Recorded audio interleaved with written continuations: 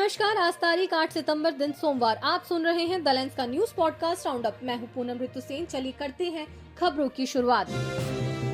Supreme court ने बिहार में मतदाता सूची के विशेष गहन पुनरीक्षण यानी एसआईआर को लेकर अहम फैसला सुनाया है। कोर्ट ने निर्देश दिया कि मतदाता सूची में नाम जोड़ने या हटाने के लिए आधार कार्ड को 12वें मान्य दस्तावेज के रूप में स्वीकार किया जाए। हालांकि आधार केवल निवास का प्रमाण पत्र होगा, नागरिकता का नहीं। निर्वाचन आयोग को बिहार में आधार को वैध दस्तावेज मानने का आदेश दिया है। आयोग के मुताबिक 7.24 करोड़ मतदाताओं में से 99.6% लोगों ने अपने दस्तावेज जमा कर दिए हैं। कोर्ट ने ये भी साफ किया कि किसी ने ये साबित नहीं किया कि बड़ी संख्या में लोगों को गलत तरीके से मतदाता सूची से हटाया गया है। चुनाव विश्लेषक योगेंद्र यादव ने इसे बिहार ही नहीं पूरे देश के लिए मताधिकार की रक्षा करने वाला फैसला बताया है। नेपाल की राजधानी काठमांडू में आज भ्रष्टाचार और सोशल मीडिया बैन के खिलाफ आंदोलन हिंसक हो गया। सैकड़ों युवाओं ने पुलिस बैरिकेड तोड़कर संसद भवन परिसर में प्रवेश किया। पुलिस ने वाटर कैनन और आंसू गैस का इस्तेमाल किया, जिसके बाद झड़प में कम से कम 14 लोगों की मौत की खबर है। प्रदर्शनकारी सरकार के सोशल मीडिया बैन को अभिव्यक्ति की आजादी पर हमला बता रहे हैं। नेपाल सरकार ने 3 सितंबर को फेसबुक, इंस्टाग्राम, यूट्यूब समेत 26 प्लेटफॉर्म पर बैन लगाया था। काठमांडू के मेयर बालेन्द्र शाह ने आंदोलन का समर्थन किया है। प्रदर्शन देश के अन्य शहरों में भी हुए। मंत्रालय का कहना है कि पंजीकरण करने वाले प्लेटफॉर्म्स को बहाल किया जाएगा। छत्तीसगढ़ के बहुचर्चित सीजीएमएससी री एजेंट घोटाले में मोक्षित कॉरपोरेशन पर शिकंजा और कस गया है। ईओडब्ल्यू और ईडी के बाद जीएसटी इंटेलिजेंस ने मोक्षित कॉरपोरेशन और उससे जुड़ी 85 फर्मों को 162 करोड़ रुपए के टैक्स क्रेडिट घोटाले में नोटिस जारी किया है। डीजीजीआई की रायपुर यूनिट ने 28.46 करोड़ रुपए के बेजा टैक्स क्रेडिट का मामला पकड़ा है। दूसरी ओर इस मामले में गिरफ्तार मोक्षित कॉरपोरेशन के डायरेक्टर शशांक चोपड़ा की जमानत याचिका सुप्रीम कोर्ट ने खारिज कर दी। इससे पहले छत्तीसगढ़ हाई कोर्ट भी उनकी जमानत नामंजूर कर चुका है। उधर पंजाब में बाढ़ का पानी कम होने लगा है, लेकिन प्रभावित लोगों की मुश्किलें बरकरार है। स्वास्थ्य विभाग ने डेंगू, हैजा, टाइफाइड, दस्त और हेपेटाइटिस जैसी बीमारियों के खतरे की चेतावनी दी है। स्वच्छ पानी और साफ सफाई की कमी से रोग फैलने का जोखिम बढ़ गया है। बाढ़ के कारण 2 और लोगों की मौत के साथ मरने वालों की संख्या 48 हो गई है और 1.76 लाख हेक्टेयर में फसलें तबाह हुई हैं। सरकारी स्कूलों में कक्षाएं 9 सितंबर से शुरू होंगी। इधर दिल्ली में मुख्यमंत्री रेखा गुप्ता की एक बैठक को लेकर नया सियासी घमासान सामने आया है। दरअसल इस बैठक में रेखा गुप्ता अपने पति के साथ नजर आई थी, जिसको लेकर आम आदमी पार्टी ने तंज कसते हुए इसे वेब सीरीज पंचायत के फुलेरा जैसा बताया, जहां अनौपचारिक रूप से पति सत्ता चलाते हैं।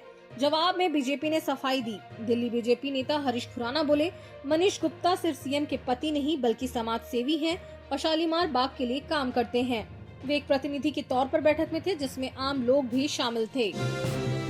पीएम मोदी की मणिपुर की संभावित यात्रा को लेकर सरगर्मियां तेज हो गई हैं। बीते दिन राजभवन में राज्यपाल अजय कुमार भल्ला ने बीजेपी नेताओं, वरिष्ठ अधिकारियों के साथ गोपनीय बैठक की।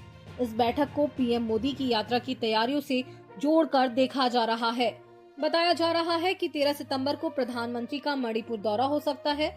वह मिजोरम में रेलवे लाइन का उद्घाटन कर चूराचांदपुर में पीस ग्राउंड और इम्फाल के कांगला में कार्यक्रमों में शामिल हो सकते हैं। मणिपुर में फिलहाल राष्ट्रपति शासन है और विधानसभा अनिश्चितकाल के लिए स्थगित है। संभावना जताई जा रही है कि इसे लेकर कुछ बड़ी घोषणा हो सकती है। चीन ने अमेरिका की नई वीजा पाबंदी और मध्य अमेरिकी देशों के साथ उसके संबंधों पर सवाल उठाने की कड़ी आलोचना की है। चीनी विदेश मंत्रालय ने इसे अमेरिका की छोटे देशों को धमकाने वाली कूटनीति का उदाहरण बताया।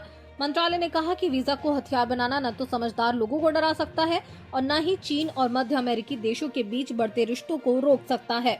इसके अलावा चीन ने हाल ही में भारत पर अमेरिका द्वारा लगाए गए अतिरिक्त टैरिफ की भी निंदा की। इसे टैरिफ का दुरुपयोग करार दिया। और आखिर में जरा हटके में बात दुनिया की पहली कैंसर वैक्सीन की। कैंसर वो खतरनाक बीमारी जो हर साल लाखों जिंदगियों को ले लेती है। अब इसके खिलाफ जंग में एक नया हथियार सामने आया है और वो भी रूस से। रूस की फेडरल मेडिकल बायोलॉजिकल एजेंसी यानी एफएमबीए ने एक ऐसी वैक्सीन बनाई है जो कैंसर के मरीजों के लिए नई उम्मीद की किरण बन सकती है। इसका नाम है एंटेरोमिक्स। ये कोई साधारण वैक्सीन नहीं है, बल्कि एक mRNA पर आधारित कैंसर वैक्सीन है, जिसकी तकनीक वही है जिसने कोविड-19 के खिलाफ फाइजर और मॉडर्ना जैसे टीकों को मशहूर बनाया। तो ये वैक्सीन करती क्या है? ये आपके शरीर की रक्षा प्रणाली को सुपर स्मार्ट बनाती है। ये वैक्सीन 4 तरह के हानि रहित वायरस का इस्तेमाल करती है, जिन्हें वैज्ञानिकों ने खास तरीके से इंजीनियर किया है। ये वायरस कैंसर की कोशिकाओं को पहचानते हैं और आपकी इम्यून सिस्टम को सिखाते हैं कि कैसे उन बदमाश कोशिकाओं को ढूंढकर खत्म करना है। अब सुनिए सबसे रोमांचक बात। जानवरों पर हुए प्री क्लिनिकल टेस्ट में इस वैक्सीन ने ट्यूमर को 60 से 80% तक कम कर दिया और मरीजों की उम्र बढ़ाने में भी मदद की। और हाँ, पहले चरण के मानव परीक्षण में 48 मरीजों पर ये वैक्सीन आजमाई गई और नतीजा 100% प्रभावशीलता और सुरक्षा।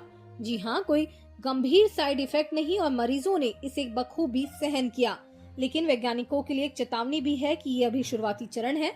इसका मतलब है कि हमें और इंतजार करना होगा, क्योंकि पहले चरण में सुरक्षा पर ज्यादा ध्यान दिया जाता है। आज के लिए बस इतना ही। कल फिर मिलते हैं नई खबरों के साथ। खबरों को विस्तार से पढ़ने के लिए विजिट करिए हमारी वेबसाइट thelens.in। यूट्यूब के अलावा हमारे पेज को फेसबुक, इंस्टाग्राम और एक्स पर भी फॉलो करें। शुक्रिया।